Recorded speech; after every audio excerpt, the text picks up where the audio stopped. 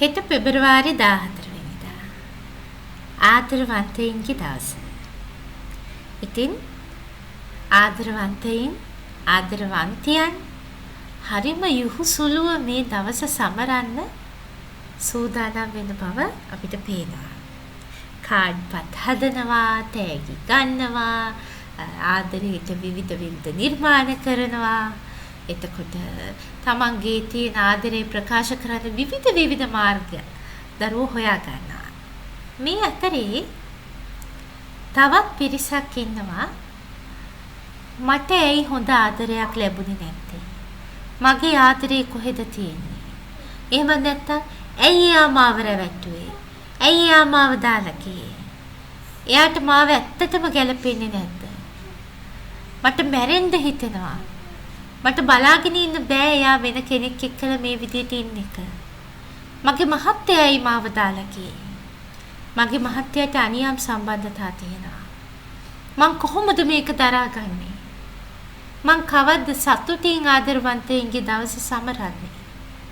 ආදරේ මට නම් එපාම කරපු දෙයක්. මං ආස නෑ ආදරේට. මේ විදියට හිතමින් ජීවිතේ ලත වෙන, ජීවිතේ විඳවන මගේ දරුවන්ට මේ ආදරවන්තයින්ගේ දවසේ මට කතා කරන්න ඕනමයි කියලා හිතුණා. ඒ නිසා මං හිතුවා ආදරවන්තයින්ගේ දවසේ මේ වීඩියෝ එක, මේ දේශනය හැම දිනාටම ආදරෙන් දෙන්නට ඕනේ කියලා. ආදරය තමයි පුතේ මේ ලෝකේ ජීවත් කරන්නේ. මේ ලෝකෙට ශක්තිය දෙන්නේ. මේ ලෝකේ හදවත, එහෙම නැත්නම් මේ ලෝකේ ලස්සනම දේ මට හිතෙනවා ආදරය කියලා. ආදරය නිසා පුංචි දරුවෝ ඉපදෙනා නේද? ආදරය නිසා අම්මලාට පුංචි දරුවන්ට දෙන්න කිරි එරෙනවා. ආදරය නිසා මිනිස්සු ඉවසනවා. ආදරය නිසා මිනිස්සු කැපකිරීම කරනවා. ආදරය නිසා මිනිස්සු සැනසෙනවා. මිනිසුන්ගේ හිතවල තියෙන ආතතිය නැති වෙලා යනවා. කොයිතරම් මිල මුදල් තිබුණත්, කොයිතරම් බලය තිබුණත්, කොයිතරම් ලස්සන තිබුණත් හිතවල සැනසීම ලැබෙන්නේම ආදරය නිසා. හිතවලට සැනසීම ලැබෙන්නේම ආදරය නිසා. සෞභාග්‍ය රන්දොරටුව වැඩමුළුවට සමහර දරුවෝ කතා කරනවා මගේ අම්මා තාත්තා මට හැමදේම දුන්නා. හැබැයි ඒගොල්ලන්ට කාලේ තිබුණේ නෑ මං ගැන බලන්න, මං ගැන හොයන්න, මට ආදරය කරන්න. ඒ නිසාම මම ආදරයක් හොයාගෙන ගියා. අම්මලා තාත්තලා දරුවන්ට හැමදේම දෙනවා. හැබැයි උන්ට වෙලාවක් නෑ ආදරය දෙන්න. ඒ නිසාම දරුවන්ගේ ජීවිත වෙනත් පැතිවලට ගිහිල්ලා සමහර වෙලාවට ඒ ජීවිත ඇත්තටම විඳවන ජීවිත බවටත් පත් වෙලා තියෙනවා.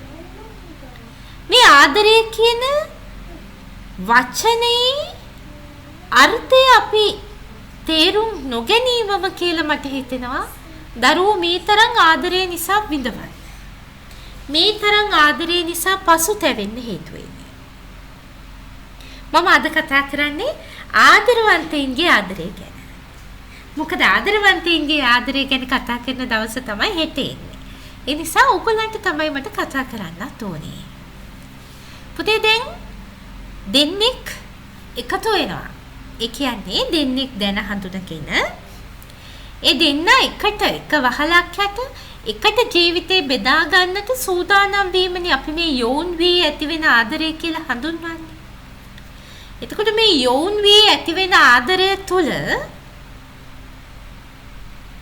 හරි අපූර්ව දේවල් ටිකක් සිද්ධ වෙනවා. යෝන් වී ආදරය ඇති වෙන්නේ අපේ ඇඟේ හෝමෝන වල ක්‍රියාකාරීත්වයන් මත. එතකොට ගැහැණු ළමයින්ට පිරිමි ළමයි කෙරෙහිත්, පිරිමි ළමයින්ට ගැහැණු ළමයි කෙරෙහිත්. ඒ කියන්නේ විරුද්ධ ලිංගිකයින් දෙස උන් වෙතට ආකර්ෂණයක් නැතිවීම සිද්ධ වෙනවා. මේක සත්ව ලෝකයේ හැම කෙනෙක්ටම සිද්ධ වෙන දෙයක්. ඔවුන්ගේ හෝමෝන ක්‍රියාකාරීත්වයත් එක්කලා ප්‍රජනන ක්‍රියාවලිය උත්ප්‍රේරණය කිරීම සඳහා විරුද්ධ ලිංගිකයින් කෙරෙහි ආකර්ෂණය ඇතිවීම අනිවාර්යයෙන්ම සිද්ධ වෙනවා. එතකොට මේක තනිකරම සංවාසයේදීම හෝ ප්‍රජනන ක්‍රියාවලිය උත්ප්‍රේරණය කිරීම මතම ඇති වෙන ආදරයක්. ඒ කියන්නේ රූපයට හෝ ගතිගුණවලට හෝ යම්කිසි දෙයකට ඔබ ආකර්ෂණය කරනවා නම් ඔබට සහකරුවෙක් හෝ සහකාරියක් ඔබ ආකර්ෂණය කරනවා නම් එතෙන්දී ඇති වෙන සම්පූර්ණම ක්‍රියාවලිය රාගික ආදරයක්මයි. රාගය මුල් කරගෙන පැවැත්ම සඳහා ඇති වෙන ආදරය. එතකොට මේ පැවැත්ම සඳහා ඇති වෙන ආදරය කොහොමද ජීවිතයට ආශිර්වාදයක් කරගන්නේ? පුතේ දැන් අපි වටා කවුරු හරි කීප දෙනෙක් ජීවත් වෙනවා නම් අපිත් එක්කලා ඒ හැම කෙනෙක්ම අපේ ජීවිතයට අපිට නිදහසේ අපේ සිතුවිලි හසුරවන්නට හැකියාව ලබා දෙන පිරිසක් විය යුතුමයි. ඒ කියන්නේ ඔබ ජීවත් වෙනවා ඔබට සතුටින් ජීවත් වෙන්න. ඔබේ ආධ්‍යාත්මික ශක්තිය ඉහළ නංවන්නට ඔබට උදව් වෙන කෙනෙක් විය යුතුමයි ඔබ වටා ජීවත් වෙන අය. එහෙම වුණොත් තමයි අපි පුතේ මේ ලබාගෙන තියෙන ජීවිතය තුළ අපිට සතුටින් සැනසීමෙන් අපේ ආධ්‍යාත්මික ශක්තිය ඉහළ නංවමින් ජීවත් වෙන්නට පුළුවන් නම් ඒක තමයි අපි ලබාගත් වාග්ය වෙන්නේ. අපේ පින පළ දෙන්නේ අපිට අදාළ ඉහළ ආධ්‍යාත්මික ශක්තියට ගියාම. අපේ වාසනාව අපිට ළඟා වෙන්නේ එහෙමයි. අපිට මිල මුදල් ලබාගෙන දුක් විඳින්නේ නැතුව සැනසීමෙන් මේ විශ්වයේ තියෙන ප්‍රබලතම ශක්තියන ආකර්ෂණය කරගැනීමෙන් ජීවත් වෙන්නට හැකියාව ලැබෙන්නේ අපි වටා ඉන්න අය අපිට කරදරයක් නොවෙනවා නම්. ඒ කියන්නේ අපිව නිවැරදිව තේරුම් අරගෙන අපේ හිත සතුටින් තියන්නේ ඒගොල්ලෝ අපිට උදව් කරනවා නම් තමයි අපිට හැකියාව තියෙන්නේ මේ ආධ්‍යාත්මික ශක්තිය වර්ධනය කරගන්න. එතකොට ඔබේ ජීවිතයට ඔබට අවශ්‍ය වෙන්නේ ආධ්‍යාත්මික සහකරුවෙක්. ඔබේ ජීවිතයට ඔබට අවශ්‍ය වෙන්නේ ආධ්‍යාත්මික සහකරුවෙක්. ආධ්‍යාත්මික සහකරුවා කියන නිර්වචනය තුල මට ඔබට අවධාරණය කරන්න අවශ්‍ය වෙන්නේ ඔහු හෝ ඇය ඔබට උදව් කරනවා ඔබේ ආධ්‍යාත්මික ශක්තිය ඉහළ නංව ගන්න. ඒ කියන්නේ ඔබව තරහ ගස්සන්නේ නෑ. ඔබ නිසා ඔහුට තරහ එන්නේ නැහැ. ඔබ දැක්කහම ඔහුගේ හෝ ඇයගේ හිත නිවෙනවා. ඇගේ හිතේ තියෙන ආතතිය ඔහුගේ හිතේ තියෙන ආතතිය ඔබත් එක්කලා කතා කරලා නිවා ගන්න හැකියාව ලැබෙනවා. ඔහුට තද කිරීමක් බැඳගෙන තිබීමක් දැනෙන්නේ නැහැ. හරිම සැනසීමෙන් ජීවත් වෙන්න හැකියාව තියෙනවා. ඔහු හිතන විදිහටමයි ඇය හිතන්නේ. ඇය හිතන විදිහටමයි ඔහු හිතන්නේ. ඔහුගේ සිතුම් පැතුම් ඇයගේ සිතුම් පැතුම් හරි ලස්සනට දෙන්නටම තේරුම් ගන්න පුළුවන්. ඒ යන විදියේ ඒ ජීවන රටාව හැමදේම දෙන්නට පුදුම විදියට අවබෝධයක් තියෙන ඒ දෙන්නට දැනෙනවා. අපි දෙන්න හරියටම අවබෝධයෙන් තමයි මේ ජීවත් වෙන්නේ කියලා.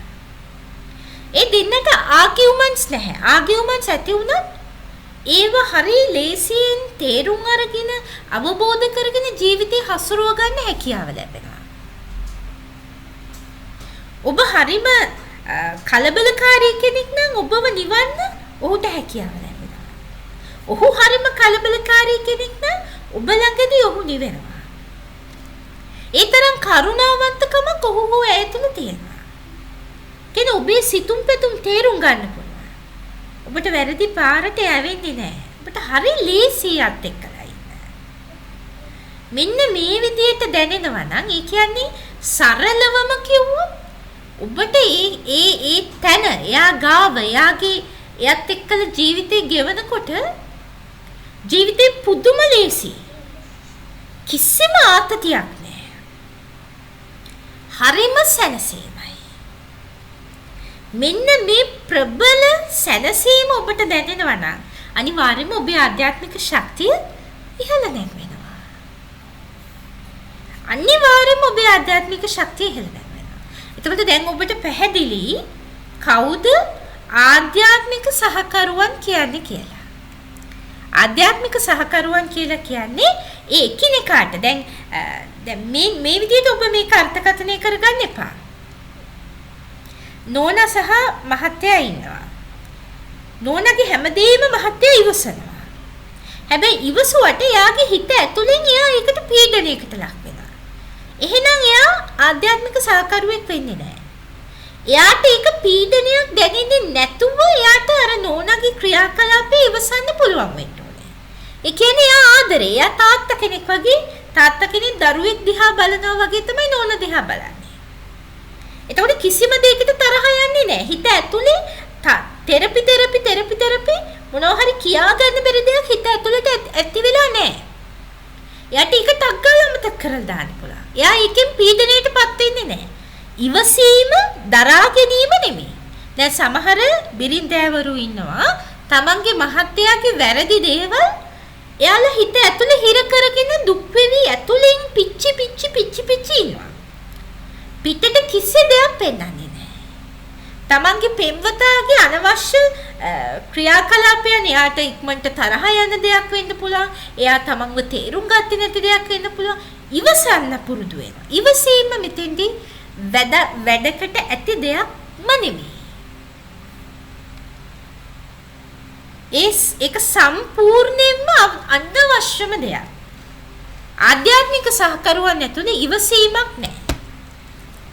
ඉවසීම කියලා කියන්නේ දරා ගැනීමක් නැහැ. කියන්නේ යාට හරි ලේසියෙන් පුළුවන් අපි හිතමු නෝනා මහත්තයා ගැන හිතන විදිය මම ඔබට කියන්න. දැන් මහත්තයාගේ මොනවා හරි එයා ගොඩාක් හොඳ කෙනෙක්. හැබැයි එක වරදක් තියෙනවා කියන්නකෝ.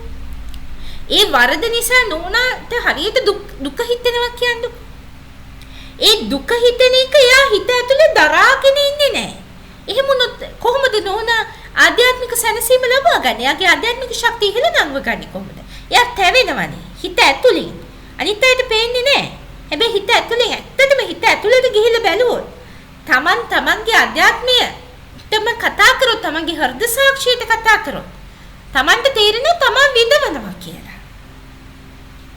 මම විඳවනවා. ඇත්තටම මම ඇතුලෙන් විඳවනවා. සමහර දරුවෝ මම මේ හැමදේම අත්දැකීමෙන්ම දන්නවා පුතේ. මම මේ වෙනකොට 1000කට අධික දරුවන්ට කතා කරලා තියෙනවානේ. දරුවොත් එක්කලා මම කතා කරලා තියෙන දරුවන්ගේ ගැටලු මම දන්නවා. එතකොට මේ දරුවන්ගේ ගැටලු දසදහසකට වඩා ඔය ගැටලු මම හොඳට අධ්‍යයනය කරලා තියෙනවා. ඒ නිසා ගොඩක් බිරින්දෑවරු ඇතුලෙන් විඳවනවා. ඒගොල්ලෝ ඇතුලෙන් විඳවන්නේ නැහැ. ආධ්‍යාත්මික සහකරුවන් ඇතුලෙන් විඳවන්නේ නැහැ. යාට හරි ලේසියෙන් පුළුවන් තමන්ගේ මහත්තයාගේ තියෙන අර අනවශ්‍ය ගතිය තමන්ගේ මනසෙන් සම්පූර්ණයෙන්ම අයින් කළා දාන්න. විඳවීමක් නැහැ. එයාට මේ ජීවිතේ තියෙන අර්ථය කියලා දීලා ඒක අයින් කරලා දානවා. එයා තමන්ගේ මහත්තයා දිහා බලන්නේ දරුවෙක් දිහා බලනවා වගේ. දැන් දරුවෝ කරන සමහර වැරදි වැඩ අපිට ඉවසලා ඒව ගැන චකිතයක් ඇති වෙන්නේ නැතුව දුකක් ඇති වෙන්නේ නැතුව අයින් කළා දාන්න පුළුවන්. පුංචි ස්තරවටුවක් කරලා පුතේ උක කරන්න එපා. එහෙම කියලා අපි ඒක හිතින් අයින් කළා දානවානේ. අපි කියන්නේ තැවීමක් නැහැනේ. අනේ තැවීම හිත ඇතුලේ තියෙන්නේ නැහැ. දෙන්නට දෙන්න ආධ්‍යාත්මික සහකරුවන් නම් මෙන්න මේ විදිහට තමයි ඔබේ ජීවිතය අරගෙන යන්නේ. එතකොට සමහර වෙලාවට ඒක අපි ප්‍රගුණ කරපු ගති ලක්ෂණයක් වෙන්න පුළුවන්. ඒ කියන්නේ අපිට තරහ යනවා යම්කිසි විදිහේ වරදකට තරහ යනවා. හැබැයි ඒ තරහ ගන්නේ නැතුව ඒක ඉවත් කළා දාලා සැනසීමෙන් ඉන්න පුරුදු වෙලා තියෙනවා. ඒක තමන්ගේ ආධ්‍යාත්මික ශක්තිය තුලින් මෙහෙම නැත්නම් තමන්ගේ මේ අපි අරගෙන එන උපන් පුරුදු තියෙනනේ පුතේ. ඒ වයින්ම ප්‍රගුණ කරපු දෙයක් නැතුව Tamanට ඒක ඉබේම Taman හිතලම හදාගත්ත ක්වොලිටි එකක් වෙන්නත් පුළුවන්. හැබැයි මේ හිතලා හදාගත්ත විදියට හෝ Tamanගේ ආර්ය විදියට හෝ ඥානමය ගති ලක්ෂණ නිසා ඇතිවෙච්ච විදියට හෝ කොහොමින් හරි දෙන්නටම පුළුවන් හරිම ලස්සනට හරිම පහසුවෙන් දරාගෙන ජීවිතේ සතුටින් ඉස්සරහට යන්න. එතකොට මේ වගේ දෙන්නෙක් අපි කියනවා ආධ්‍යාත්මික සහකරුවන් කියලා. දැන් ආදරය නිසා දුක් විඳින දරුවෝ හිතලා බලන්න තමන්ගේ ජීවිතේ තමන් ආදරය කරපු කෙනා තමන්ගෙන් ඉවත් උනේ ඇයි? එයා මොනවා හරි පුතාගේ අඩුපාඩුවක් කියන්නේ නැති. එහෙම නැත්නම් ඔයා මට ගැලපෙන්නේ නැහැ. ඔයා මෙහෙමයි. ඔයා කැතයි. ඔයාට මේක නෑ. මට හරියන්නේ නෑ ඔයාව. මට ඔයත් එක්කලා ඉන්න බෑ. පුතේ දැන් එහෙම කෙනෙක් තමන්ගේ ජීවිතෙන් ගියා නම් ඔබ පසුතැවෙන්න ඕනේද? ඔබ පසුතැවෙන්න ඕනේද? කොහෙත්ම නෑ. මොකද ඔබව දැනෙන්නේ නැති කෙනෙක්ට ඇයි ඔබ තව විඳවන්නේ? ඒ කෙනාව අල්ලගෙන එයා දැන් ඔබේ ජීවිතෙන් ගිහිල්ලත් ඉවරයි. හැබැයි ඒ කෙනා ඔබේ ජීවිතය ගත කරද්දී ඔබත් එක්කලා ජීවිතේ ගත කරද්දී ඔබේ හිතට දැනුණ හරි සුව පහසු ගතියක්. ආදරය කරපු ආදරණීය වචන එවද්දී ඔබ ගැන පොඩ්ඩක් හොයලා බලනකොට මේ දේවල් මේ සුව පහසු ගතියට ඔබ ආසයි. මේක දැන් ඔබ ළඟ නැති නිසා ඔබට දැන් දුකයි. මේක තමයි ඇවිල්ලා තියෙන්නේ. එහෙම නැතුව එයා ඒ දීපු වෙලාවෙට ඔබේ කැමැත්ත හින්දා තමයි ඔබ මේ අඬන්නේ. එයා දාලා ගියා කියලා ඔබ කියන්නේ ඒකයි.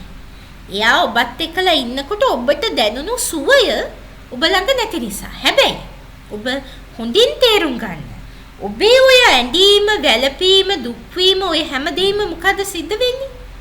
ඔබේ ආධ්‍යාත්මික ශක්තිය පහළ බහිනවා. ඔබේ ආධ්‍යාත්මික ශක්තිය ප්‍රබලව පල්ලෙහාට යනවා. එතකොට ඔබට වෙන කෙනෙක් ආකර්ෂණය වුණත් වෙන්නේ හොඳ ආධ්‍යාත්මික ශක්තිය තියෙන කෙනෙක් නෙමෙයි. මොකද ශක්තිය ඔබ ළඟ තියෙන ආධ්‍යාත්මික ශක්තියට හිමි ඒ සංඛ්‍යාත පරාසයෙම ඉන්න කෙනෙක් තමයි ඔබට ආකර්ෂණය වෙන්න ඕනේ. එතකොට එයාටත් ඔබට ඒ කාලේදී ඔබට එන හැම කෙනාටම මොනවා හරි ඔබට ওই විදිහටම ගැටලු ටිකක් වෙයි. අනිත් එක දැන් ඔබ තැවෙන්නේ එයා මට කැතයි කිව්වා. එයා මට කැතයි. මං කැතයි කියලා හිතනවා. දැන් ඔබට ওই විදිහටම තව හම්බෙන්න ඔය හැමෝම ඔබට ওই කැතයි කියන එක කියයි. හේතුව තමයි විශ්වයේ තේරුම් අරගෙන ඉන්නේ. අම්මයාට දෙන්න ඕනේ. ඒ ඔබ හිතන්නේම මං කැතයි, මං ලස්සන නෑ, මං මහතයි, මට මෙහෙමයි, මං අසම්පූර්ණයි. මේකමනේ. ඒකට විශ්වය ඔබට හිතනවා අම්මයාට දෙන්න ඕනේ මේ එක්ස්පීරියන්ස් එකමයි. මෙයා කැමති, මෙයා හැමතිස්සෙම හිතනවා. ඒ නිසා ඔබට ඒකම ලැබෙන්න පටන් ගන්නවා. එහෙනම් පළවෙනිම දේ ඔබ පළවෙනියටම තේරුම් ගන්නට ඕනේ. ඒ කෙනා මාව දාලා ගියේ ඒ කෙනා සහ මං අතර හරි ශක්තිමත් බැඳීමක් හදන්න බැරි හින්දා. එහෙනම් මං එයාව අතින් අල්ලගෙන මගේ මනසට දාගෙන එයා ගැන හිතා දුක් වෙන එක නෙමෙයි කරන්න ඕනේ. එයාව මම අයින් කරනවා, මම මගේ ගමන යනවා. මට මේ ළඟදී මේ අද එක දරුවෙක් හරි ලස්සන හරි අපූරු මැසේජ් එකක් එවලා තිබුණා. මම ඒක ඔබට පෙන්නන්නම්. මේ මගේ ආදර වැඩමුළුවේ ඔබ දන්නවා සෞභාග්‍ය රන්දරටු වැඩමුළුව විශ්වයේ තියෙන ප්‍රබලතම මුදල් ආකර්ෂණය පිළිබඳව දරුවන්ට කියන සිහින සැබෑ කරන්න දරුවන්ට උදව් කරන නිවැරදි මාර්ගෝපදේශනය ලබා දෙන වැඩමුළුව තමයි සෞභාග්‍ය රන්දරටු වැඩමුළුව. ඒ වගේම මම ඔබට ආදරෙන් පෙරදෙන දරුවන්ට උදව් කරන්න තමන්ගේ ආධ්‍යාත්මික සහකරුවන් හොයාගන්න ආදර වැඩමුළුව මම ඔබට ලබා දීලා තියෙනවා. මේ ආදර වැඩමුළුවේ දරුවේ මට එවපු පණිවිඩය. මොකද ආදර වැඩමුළුවේ දරුවන්ට මම ජීවිතේ ජය ගන්න හැටි කියලා දෙනවා. එයා මට කියලෙවනවා මෙහෙම. මම ආදර වැඩමුළුවේ හිටියේ.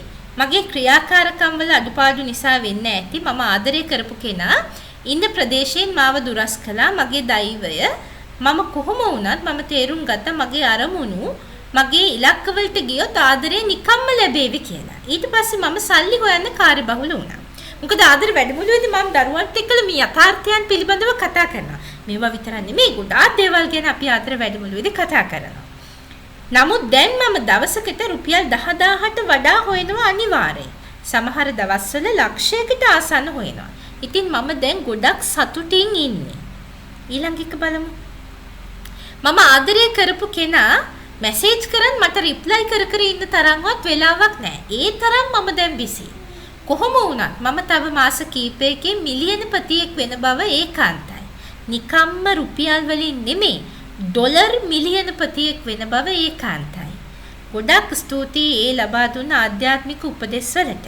ගොඩක් පිං සතුටින් පිරිසුදායේ දිවියක් ඔබතුමියට ප්‍රාර්ථනා කරමි. ජයම වේවා. මේ ආදර වැඩමුළුවේ ධර්මයක් මට එවපු දෙයක්. ඒගොල්ලන්ටත් මම මන්ත්‍ර ලබා දීලා තියෙනවා. ඒගොල්ලන්ටත් මම ජීවිතේ දිනන විදිය ගැන කියලා දීලා තියෙනවා. ඉතින් මේ මගේ ආදර වැඩමුළුවේ හිටපු හොඳම දරුවෙක්. මොකද එයා දැන් එයාගේ ආධ්‍යාත්මික ශක්තිය ප්‍රබලව වර්ධනය කරගෙන ඉන්නේ. එතකොට බලන්න එයාට අර ඒ කාලෙදි හම්බෙච්ච කෙනා එයා ආදරෙන් පෙරදිලානේ ඉන්නේ නැත්තේ. එතකොට ඒ කෙනා එයාගෙන් අයින් වුණා. මොකද එයාගේ ආධ්‍යාත්මික ශක්තිය ඉහළ නම් වෙනකොට දැන් මේ දරුවා මේ කියලා එවල තියෙන එකේ ලොකු එයාට තේරුම් ගන්න බෑ මොකද්ද මේ උනේ කියලා. ඉන්න කෙනා ඉන්න ප්‍රදේශයෙන් මාව දුරස් කරා. ආදරය කරපු කෙනා එයා දුරස් කරලා තියෙනවා. දුරස් කරාට පුතේ මේ දුරස් කරාට මේ දුරස් වෙන්න හේතුව තමයි එදින ආධ්‍යාත්මිකව හරියටම හොඳ තැනක නෙමෙයි ඉන්නේ. ගැළපෙන්නේ නැහැ. ශක්ති පරාසයන් වෙනස්. මගේ වැඩමුළුවට සම්බන්ධ වෙච්ච දරුවා නිවැරදිව අභ්‍යාස කරලා එයා කියලා තියෙනවා එයාගේ අඩුපාඩුවක් කියලා. නෑ අඩුපාඩුවක් නෙමෙයි. එයාගේ ආධ්‍යාත්මික ශක්තිය ඉහළයි. ඉතින් ඉහළ නම් වනකොට එයාගේ ආධ්‍යාත්මික ශක්තිය ඉහළට යනකොට අර පහළ ඉන්න අයව ආකර්ෂණය වෙන්නේ නෑ. ඒගොල්ලෝ දුරස් වෙනවා. ගොඩක් දරුවෝ ආදරේ නිසා විඳවපු මට මෙයාම ඕනේ කියලා ආපු ගොඩක් දරුවෝ නිවැරදිව අභ්‍යාස කරන්න පටන් ගත්තට පස්සේ මට කියලා යපු පණිවිඩය තමයි මට එයාට වඩා හොඳ කෙනෙක් ලැබුණා. එයා මෙන්න මේ වගේ කෙනෙක්. හැබැයි දැන් මට හම්බෙලා ඉන්න කෙනා හරිම හොඳයි. මේක තමයි ආදර වැඩමුළුවේ තියෙන විශිෂ්ටත්වය. හැම දරුවෙක්ම සමහර දරුවෝ හරියට වැරදි හදාගෙන දෙන්නම මේ වැඩමුළු වලට ඇවිල්ලා නිවැරදිව ආධ්‍යාත්මික ශක්තිය නිහල නංවගෙන විවාහ වෙච්ච දරුවෝ ඉන්නවා. එහෙම නැත්තම් හැම දරුවෙක්ටම ඒගොල්ලෝ ප්‍රාර්ථනා කරපු ඒගොල්ලන්ට හරියටම ගැලපෙන කෙනා තමයි හම්බුනේ. වැරදි කෙනෙක් එක්කලා දුක් විඳ හිටියානම් එයාට එහෙම්ම මේ යන්න හිතුණා. ඒගොල්ලන්ට අර ඉස්සෙල්ලා අඬ හිටියට පස්සේ මේ අභ්‍යාස කරනකොට එයාලා මට කියලා එවපු දෙයි මට හිතෙනවා එයාට යන්නම දෙන්න ඕනි කියලා. මට එයා වැඩක් නැහැ. මේ තැනට ඒගොල්ලෝ හිත හදාගත්තා. එතකොට පුතේ ඔබටත් මට කියන්න තියෙන එක. ඔබ මේ හිතින් අල්ලගෙන අතින් අල්ලගෙන තමන්ගේ මනස ඇතුළට දාගෙන දුක් විඳින කෙනා මේ එයා හින්ද දුක් විඳිනවා නම් එයාට ඔබ ගැන ආදරයක් දැනෙන්නේ නැත්නම් මොකටද පුතේ එයාව අල්ලගෙන ඉඳලා? එයාට යන්න දෙන්න ඕනේ. ඔබ හිතන්න එපා එයා වගේමයි කියලා මේ ලෝකේ අනිත් අය. එහෙම හිතන්න එපා. ඊළඟට එයා ඔබට කියලා හිත රිද්දපු කාරණේ අල්ලගෙන ඔබ දුක් වෙන්නත් එපා. මොකද එහෙම වෙන්නේ නැහැ. ඔබ දුක් වුණොත් ඔබේ දුක් වීමම ඔබව තීව්‍ර කරන්න මේ විශ්වය ක්‍රියාත්මක වෙයි. හැබැයි ඔබ දුක් වෙන්නේ නැතුව නෑ. ඒකට මම සැලෙන්නේ නෑ. එයා මට එහෙම කිව්වට මට වෙන කෙනෙක් ලැබෙයි. මාව හරි විදියට මේ විදියටම පිළිගන්න. මට ආදරය කරන්න. ඔබ ප්‍රබලව තීව්‍රව ඒ සිතුවිල්ල මතම හිටියොත් ඔබට කවමදාකම කිසිම දවසක ඔබට ආයේ අර දෙයටම දුක් වෙන්න හම්බෙන්නේ නැහැ. විශ්වය දැන් තේරුම් ගන්න මෙයා වෙනස් වෙලා. මෙයා දැන් දුක් වෙන කෙනෙක් නෙමෙයි. මෙයාගේ ආධ්‍යාත්මික ශක්තිය ඉහළ නංවගෙන. එහෙනම් මෙයාට ජීවිතේ විඳින්න ඉඩ දෙන්න ඕනේ. මෙයා දැන් කැමති ජීවිතේ විඳින්න. ඒ නිසා මගේ දරුවෝ හොඳට මතක තියාගන්න. ඔබව දාලා ගියපු කෙනෙක්, ඔබව එපා කියපු කෙනෙක්, ඔබට ඔබව ගැලපෙන්නේ නැහැ කියපු කෙනෙක් අල්ලගෙන දුක් වෙන්න එපා. ඒ කෙනාට වෛර කරන්නත් එපා. එයා ඔබේ ජීවිතේ පුංචි කාලෙකදී ඔබට පුංචි අභියෝගයක් වෙන්න ආපු කෙනෙක් විතරයි. එච්චරයි. මේ ලෝකේ තව කොච්චර ආධ්‍යාත්මික ශක්තිය නිහල දඟවගත්ත හොඳ ආධ්‍යාත්මයන් ඉන්නවද පුතේ? සිරුරු හිමි කරගෙන. එහෙම කෙනෙක් ඔබට ආකර්ෂණය වෙන්න, ඒ ආදර ශක්තිය ඔබේ ජීවිතේට ගලන්න ඉඩ දෙන්න. සමහර දරුවෝ එයා දාලා ගියා මම ආයේ ආදරයක් ගැන හිතන්නෙම නෑ කියලා හිතනවා. එහෙම වෙන්නේ කොහොමද? ඔබේ ජීවිතේට ලස්සන ආදරයක් ගලන්න ඉඩ දෙන්න ඕනේ. අද ඉඳලා හිතා ගන්න. මට තියෙනවා ලස්සන ජීවිතයක්. මම මගේ ජීවිතය ලස්සනට ගෙවනවා. ඉස්සෙල්ලා Tamanට ශක්තිමත්ව ඉන්න. Tamanට මුදල් තියෙන්න ඕනේ. ඔබ ඒ දේවල් ගැන හිතන්න. ඔබේ ජීවිතේ සතුටින් ඉන්න ක්‍රම ඔබ බලන්න. ඔබට ගෙයක් ඕනේ. ඔබට හොඳ වාහනයක් ඕනේ. ඔබ සතුටින් ඉන්නට ඕනේ. ඔබට හොඳ ආදායම් මාර්ගයක් තියෙන්න ඕනේ. මේ දේවල් ටික ලබා ගන්න. එතකොට ආදරය කරන කෙනෙක් හරි ලස්සනට ඔබ ආධ්‍යාත්මික ශක්තිය නිහල නම් ඔබට හරීම හොඳ කෙනෙක් ඔබ වෙතටම එයි. මේ විශ්වය ඔබට අරන් දෙයි. මොකද ඔබ ඉන්නේ සතුටින්. එහෙනම් ඔබට සතුට දෙන්නට ඕනේ. ඒක තමයි මේ විශ්වයේ යථාර්ථය. එතකොට අපි හිතමු ඔබ දරුවෙක් එක්කලා තනි වෙච්ච කෙනෙක් කියලා. පුතේ දරුවෙක් එක්කලා තනි වුණත් ඔබ ඔබේ මනසින් වැටෙන්නට එපා. ඔබ ප්‍රබලව ඔබේ ජීවිතයට මුහුණ දෙන්නට ඕනේ. සමහර විට ඔබේ දරුවත් එක්කම සතුටින් ගත කරන්නට ජීවිතේ විඳින්න කෙනෙක් ඔබට ලැබෙවි. ඔබව නිවැරදිව තේරුම් ගත්ත කෙනෙක්. ඔබේ අතීතය සම්පූර්ණයෙන් ඉවත් කරන්න. ඒක අදාළම නෑ ඔබට. අතීතයේ විදියට අතීතයේ පාඩම් ඔබ මේ මෙතෙන්ට ගේන්න එපා. අඳුරු මතකයන් අරගෙන ඉන්න එපා. ඔබ ඩිවෝස් වුණා නම් ඒ සැමියා වගේමයි දැන් මට ලැබෙන සැමියා කියලා හිතන්න එපා. එයාව අලුත්ම කෙනෙක් විදියට ඔබ පිළිගන්නට ඕනේ. එතකොට ඔබ ආදරේ නිසා විඳවනවා. දැන් ඔබට තේරෙනවද යථාර්ථය? බොරු දෙයක් හිතට ඇතුල් කරගෙන ඒක ගැන අල්ලගෙන විඳව හිටපු ජීවිතේ මේ කාලේ අපරාධේ නේද පුතේ? අයින් කරලා ඔබ වෙනුවෙන් ජීවිතේ තව බොහෝ දේ එකතු කරගත්තා නම් ඔබේ ශක්තිය වැඩි කරගත්තා නම් අපි හිතමු ඔබ මාස 3ක් දුක් විඳ කියලා. සමහර දරුවෝ විෂාදයට පවා ගිහිලා තියෙනවා. අපරාධයක්. ආදර ශක්තියට ගලන්න ඉඩ දෙන්න. මම මතක් කරනවා වැඩිපුර රෝස පාට හදින්න. රෝස මැණික් රතු මැණික් ඔබට ගොඩාක් ආදර ශක්තිය එකතු කරනවා. කීර්තිය ප්‍රශංසාවට ඔබට ගැලපෙන්නේ නිල් පාට මැණික්. හැබැයි ආදරයට ලස්සන පිවිතුරු ආදරයට රෝස පාට මැණික් තමයි ඔබට ගැලපෙන්නේ. පලිගු කට්ටලයක් ඔබේ තියෙන මේ ප්‍රබල දුර්වල ගති ඉවත් කළ ඔබට ප්‍රබාමත් ඕරාවක් ලබා දෙයි. ඒ කියන්නේ ඔබේ මේ ශක්තිය වැඩි කරනවා. ඔබට එන මේ විශ්වයෙන් ප්‍රබල ශක්තියන ආකර්ෂණයට ඔබට උදව් වෙයි. සෞභාග්‍ය පරිපූර්ණ කට්ටලය. ඔබට ගොඩාක්ම තවත් ඔබට බෙදා ගන්නට අදහස් තියෙනවා නම් ඔබට තාම සැනසීම ලැබුණේ නැත්තම් ඔබට එන්නට පුළුවන් ආදර වැඩමුළුවට. ඔබට ඕනේ මුදල් නම් ඔබට ඕනේ ඔබේ සිහින ජය ගන්න නම් ඔබට එන්නට පුළුවන් සෞභාග්‍යයේ රන්දොරටු වැඩමුළුවට. මේ වැඩමුළු දෙකේදීම ඔබට අවශ්‍ය ආදර ශක්තියද මුදල් ශක්තියද ඔබට තෝරගෙන වැඩමුළු දෙකටම අවශ්‍ය නම් එකවර සම්බන්ධ වෙන්න පුළුවන්. ලංකාවේ හිටියත් පිටරට හිටියත් දරුවන්ට සම්බන්ධ වීමේ හැකියාව තියෙනවා. පලිඟු සහ පුෂ්පරාග මැණික, රෝස පාට මැණික ආදර ශක්තිය ලබා දෙන මේවත් ඔබට ඔබ ඉන්න රටටම එහෙම නැත්නම් ලංකාවේ ඔබ ඉන්නවා නම් ඕනම ප්‍රදේශයකට මේ ලෝකයේ ඕනම රටකට ඔබට ගෙන්වා ගැනීමේ හැකියාවක් තියෙනවා. ඉතින්